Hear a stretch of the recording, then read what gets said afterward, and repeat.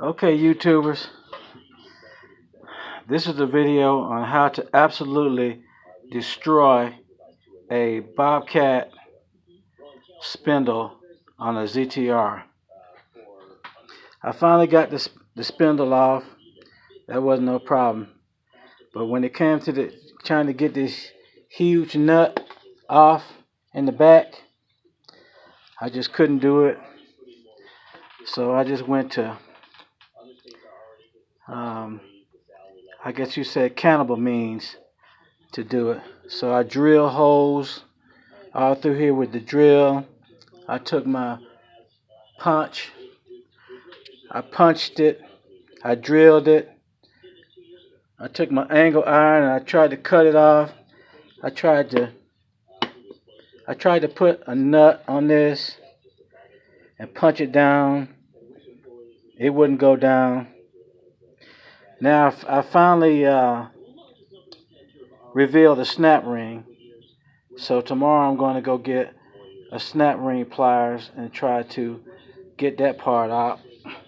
Don't let anybody, all these videos, all these, the X marks and the craftsmen and all these videos of the skags and stuff,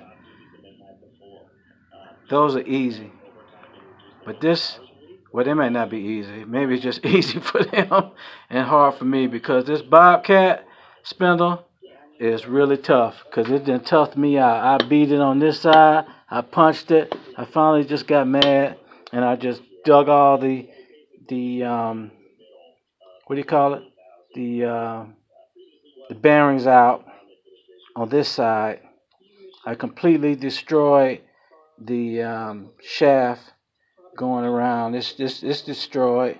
I put it on the vice grips and first I tried to just put my pipe wrench on this, hold it with this side and the pipe wrench, and then try to break the nut that way, and it just wouldn't break. I just beat it in the pipe wrench, and I put the what do you call the stuff? The penetrating blaster on there, liquid wrench.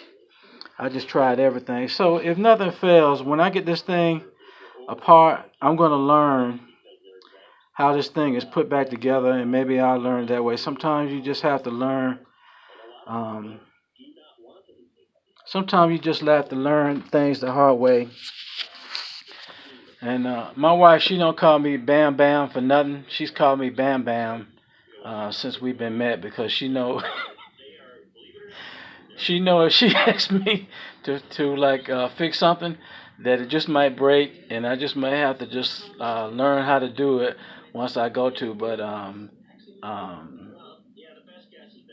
just good at destroying stuff, especially when you don't have all the proper tools. That's one thing about working on stuff, I guess. Everybody, you gotta have some tools. You gotta have, all your nuts, and you gotta have a big old. You gotta have your you gotta have a vise, your ball peen hammers, and I mean, you just gotta have everything when you come to working on equipment. But you know, I'm gonna get it, because I just can't take my stuff to the shop, because down here where I live, they steal everything. They stole my double axle trailer. They stole my truck. People down here, and they don't call this the dirty South for nothing. You can lose your life over landscaping, and I just, luckily I made it through to be an old man before I got robbed. Like a lot of my friends, all my friends who are landscapers have been robbed down here in the South. So it's nothing to play with. It was a great profession. I had a lot of fun, but when people's attitudes and people just got desperate around here, it just got to be dangerous, and it ain't fun cutting grass when you got to watch your back all the time, and people come stick guns in your faces. All my partners have been robbed.